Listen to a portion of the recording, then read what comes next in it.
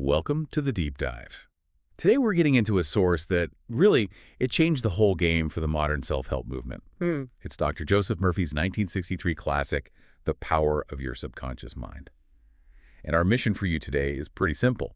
We're going to move past a lot of the philosophy and just distill the most actionable knowledge from this text. We want to know how Murphy taught people to use their own inner resources to, transform their reality. And to do it quickly. Quickly, effectively, and intentionally. And, this source material, it's so much richer than people often realize. Murphy wasn't just some motivational speaker. He was a New Thought minister. He had a background in psychology. Right. He was trying to demystify how the mind works by blending, clinical ideas with spiritual and even biblical references. He was basically saying that all this ancient wisdom is rooted in, understandable mental laws. And the core idea is that your thoughts are fundamentally their creative forces. What you impress on that deeper part of your mind is what starts to show up in your life. Murphy calls the subconscious this infinite treasure house, just waiting. It's such an empowering idea. And for you, the listener, just understanding this dual structure, how the conscious mind gives orders to the subconscious, that is the shortcut. It really is. It takes this vague idea of mind over matter and gives you a user manual for it. Okay, so let's unpack that foundational structure, because this is where it all begins, the core idea. Yeah. The mind has two distinct parts. Let's start with the one we all know best, the conscious mind. Right. Your daily operator. Murphy calls it the captain or the watchman. This is the part of you that's rational, objective. It uses your five senses to make deliberate choices. What to eat, what to do next. It's the gatekeeper. So it's a critical, calculating part of our brain, constantly judging everything. Now, contrast that with the engine room, the subconscious mind. This is the star of Murphy's show. The subconscious is completely different. It's the faithful servant, or you could call it fertile soil. It's subjective, emotional, and, this is the most important part, it's irrational. Irrational. It operates on a principle of just acceptance. It doesn't evaluate, it doesn't filter, it doesn't judge what the conscious mind gives it. It just accepts the instruction and goes to work. That distinction, the irrational, non-judgmental servant, that is huge. But if it's just an obedient servant, why is it so incredibly hard to change a bad habit? A negative pattern. If I'm giving it new instructions, why doesn't it just drop the old programming? That's a fantastic question. And it really gets to the depth of the original impression. I mean, if the captain, your conscious mind, has spent 30 years worrying about scarcity. Right. That worry has been impressed so deeply with so much emotion that the subconscious treats it like its core operating system. It's not being resistant to change. It's just being loyal to the strongest command it's ever received. So if I'm constantly worried about bills, the servant doesn't look at my bank account and say, hey, you're actually fine. No. It just hears, threat detected. Continue manifesting scarcity to match the captain's orders. Precisely. It nurtures whatever seed you plant. If you plant seeds of health and success, it grows an empowering reality. But if you plant seeds of doubt and fear, well, it will nurture those weeds just as faithfully. And to show just how powerful this is, Murphy points to a biological function that's, it's just amazing. The subconscious isn't just dealing with ideas. It is running your entire physical body 24/7. That's right. It regulates all your involuntary functions, breathing, digestion, healing. And here's the detail that really brings it home. The subconscious controls cell renewal. Your entire physical body regenerates every 11 months. Wow. Think about that. You are physically rebuilt every single year based on the instructions that system is receiving. That's incredible. It literally makes the body the ultimate manifestation of the mind. So, okay, we've mapped the structure. Let's talk about the mechanism, the law of belief. The law of belief is the engine here. It basically says that your deeply held convictions, especially the ones you repeat with feeling, they become self-fulfilling prophecies. It's the difference between just, wishing for something and having that inner certainty that it's already yours. And we are programming ourselves constantly, usually negatively, without even realizing it. Oh, all the time. We have to be so vigilant about our internal scripts. Absolutely. The classic example is money. If your habit is to think, I can't afford this, you are literally using your creative power to manifest lack. The counter isn't just wishing for money. It's changing that inner statement to something like, I can buy this now.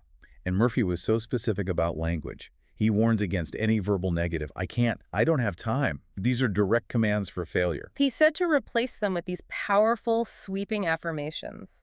So instead of focusing on the limit, You affirm the source of your power. I can do all things through the power of my subconscious mind. And if we zoom out a bit, this law of belief, it explains so much, doesn't it? I mean, you mentioned the placebo effect before. Exactly. When you connect this to the real world, you see that belief alone can trigger massive physical changes. Whether it's historical faith cures or a modern placebo, the principle is identical.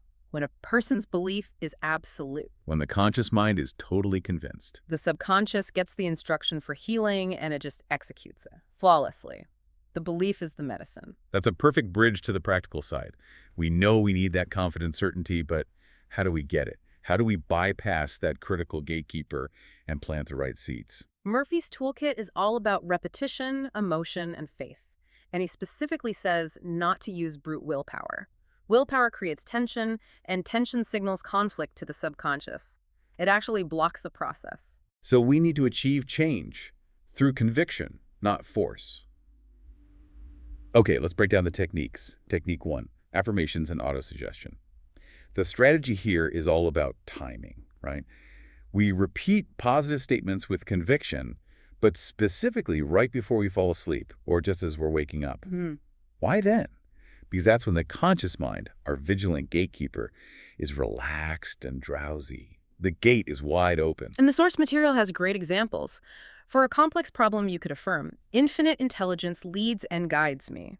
For health, you might say, my body and all its organs were created by the infinite intelligence in my subconscious mind. But here's the caveat, and this is so important. The affirmation has to feel true to you, or at least possible. If you say, I am a millionaire, but inside you feel guilt and fear about money. You're sending mixed signals. Exactly. You're planting two competing seeds.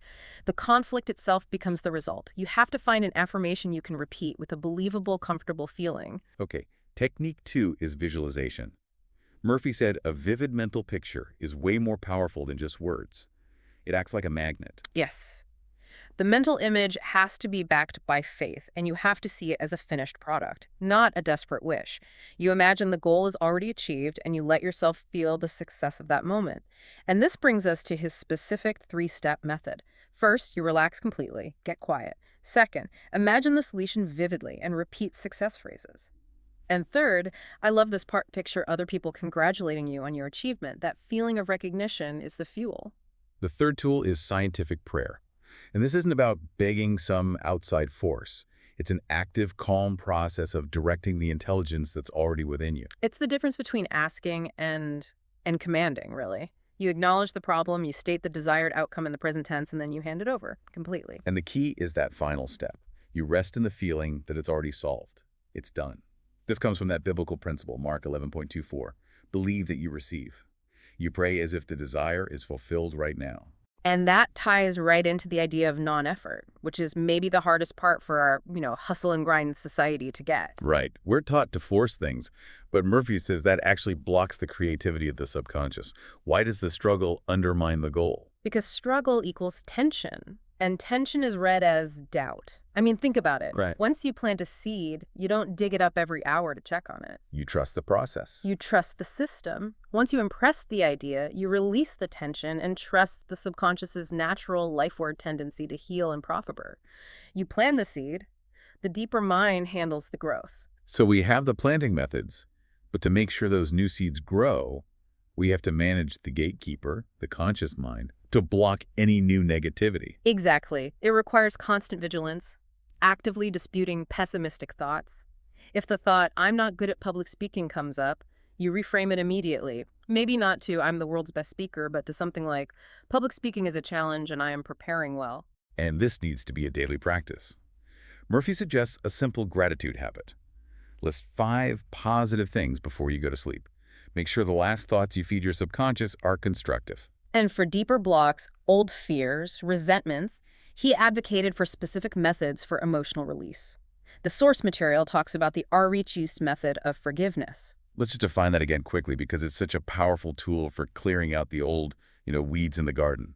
So the Reach method is recall the hurt objectively, empathize with the other person's view, accept your own suffering and commit to forgiving, and then hold on to that feeling of release, especially when the old hurt tries to come back. It's about consciously clearing out that old negative programming. Okay, we have to move to the applications, but we have to start with this. This really high-stakes reminder of how literal the subconscious is. It's an absolute force, and unmonitored thoughts can have chilling results. This is a terrifying lesson in being specific, isn't it? The subconscious is tasked with healing, but if the instruction is vague or desperate, the result can be horrific. There's the story of the father whose daughter was gravely ill.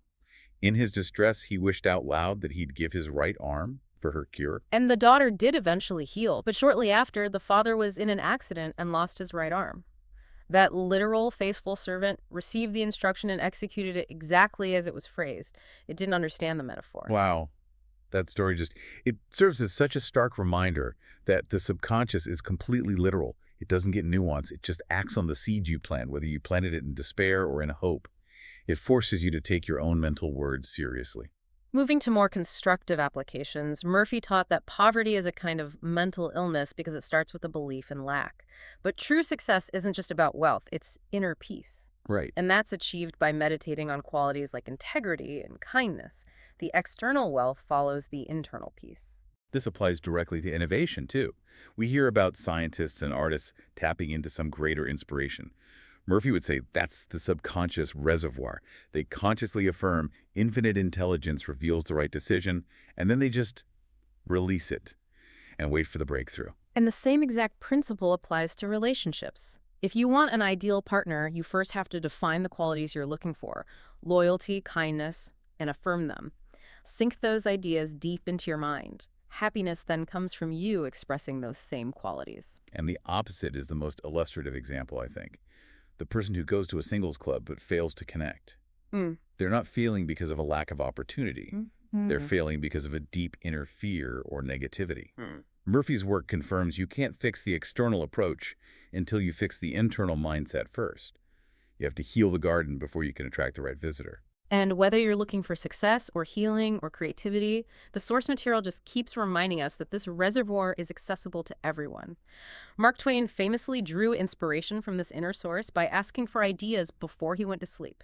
It's proof this is a universal resource. So, as we wrap up, what does all this mean for you moving forward? I think we can summarize the key takeaways into 3 action points. First, just remember that every thought you hold is a cause. Every condition in your life is an effect. You change your thoughts, you absolutely change your destiny. Second, acknowledge that the subconscious is an infinite servant. It knows no limits. Your job is just to feed it positive, specifically through faith-filled, consistent repetition, that confident certainty that what you want is already yours. And third, understand that results compound. They build up through daily practice. So affirm your ideal state, visualize the finished product, pray with expectancy, and then, and this is crucial, release the outcome without worry. Murphy's work is, at the end of the day, an incredibly empowering mandate. It proves that the power of the mind is accessible to all of us for living intentionally. You are not a victim of circumstance. You are the captain of your soul. And since we learned that the subconscious mind is continually regenerating your body based on the instructions it receives, and that it takes 11 months to renew every single cell, we have to ask you, what specific negative belief, whether it's about your health, your wealth, or your own capacity, are you holding right now that you want to be completely erased from your physical and mental reality a year from today? Think of that goal as your very next conscious instruction.